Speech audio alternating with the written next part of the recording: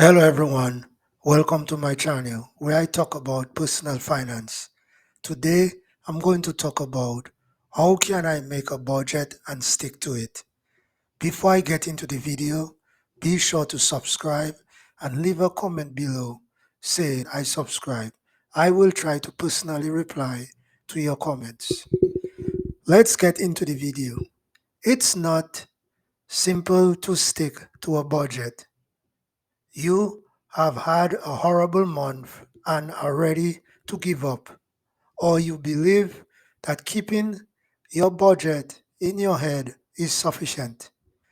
You may think so, and you may be right, but it isn't the case for most individuals. The truth is that sticking to a budget will help you achieve your objectives. It's an extremely useful tool that anyone can learn. For some, it simply has a steep learning curve. The first thing that will help you in the process of making a budget and sticking to it is budget to zero.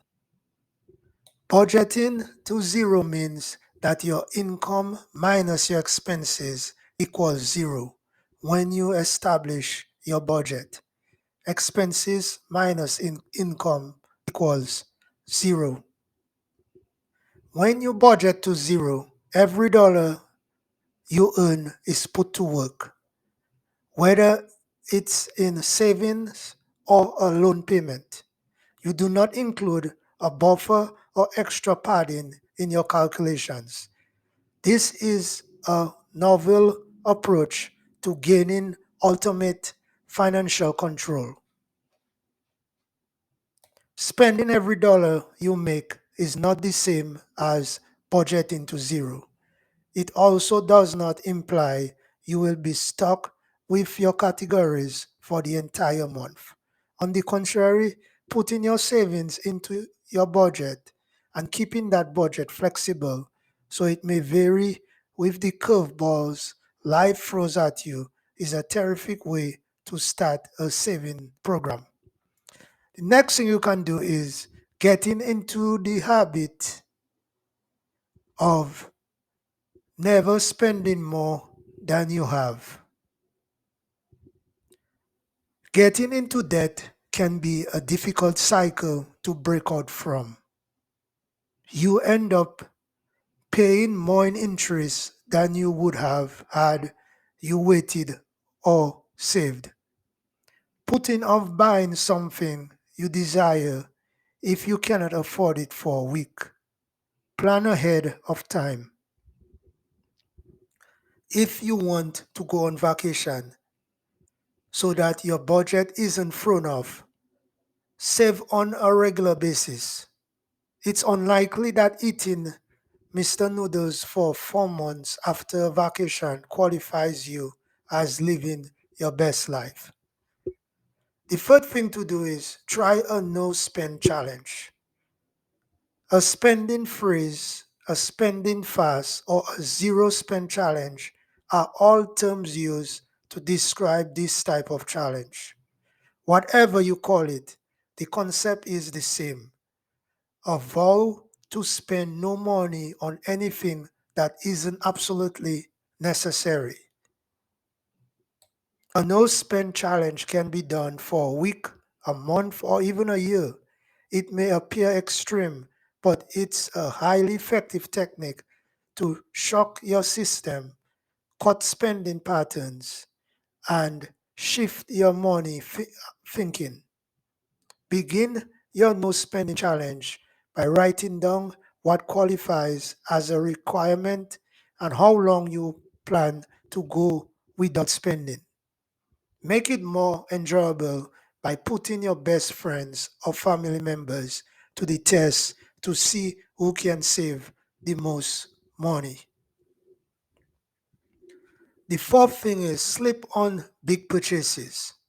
Take a week to consider if it is something you require. If there are a payment plan, for example, a car loan, that will throw your budget off, Will you lose your funds as a result of this? How would this help you in your daily life? Is the advantage worth the price? Consider the advantages to ensure that it adds value to your life while not putting a strain on your budget. If you forget about it after a week, it's a pretty strong indication that you did not really need it. Another thing to do is plan your meals. The simplest way to keep your money in your pocket are to plan your meals and stick to a grocery list. You won't overbuy items that will go bad in your fridge and then throw them out. A waste of food and money if you plan what you need for the week. You will probably eat healthier as well because you won't be tempted to buy bad foods that do not fit into your meal plan. Consider recipes with similar ingredients so that your shopping list and budget are in sync. The sixth thing is stick to a lower credit card limit. High credit card limits are easy to accumulate and difficult to pay off. Do not give in to temptation. To avoid becoming imprisoned, keep your credit limit modest and pay it off more frequently. Stick to a limit that you can pay off all at once as a decent rule of thumb. Example, using an emergency fund. As a result, you'll be able to pay for your purchases with little or no interest, while also growing your credit in a healthier manner. The seventh thing to do to help you to make a budget and stick to it is stop paying for fees. Do you need both an Apple Music and a Spotify subscription? What about cable, Netflix, Amazon Prime, Hulu, Crave TV, and other streaming services? Most likely not. All of those just $10 a month fee quickly amount up. Take a look at your banking if you want to avoid expenses. How much do you spend in monthly fees and how much do you pay in transactions on top of that? You might save up to $200 each year by switching to a free checking account. The eighth thing to do is pay yourself first. Set up automatic transfers or put money aside each payday to account for your bills. But more importantly, for you, you will be pretty satisfied in the future if you put money into your savings account every payday before you start spending your hard earned money. Even tiny sums add up to larger sums, which can be used to fund a vacation or pay for an emergency engine repair on your car. Or perhaps it will assist you in purchasing a home in the future. In either case, paying yourself first ensures that you place yourself in a position of significance, acknowledging that you are the only one who deserves your hard earned money. The ninth thing is do your grocery shopping online.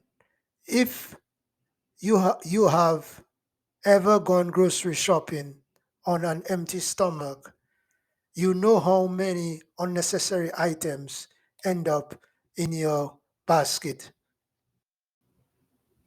These small $2 to $5 additions can sometimes account for the majority of your grocery bill.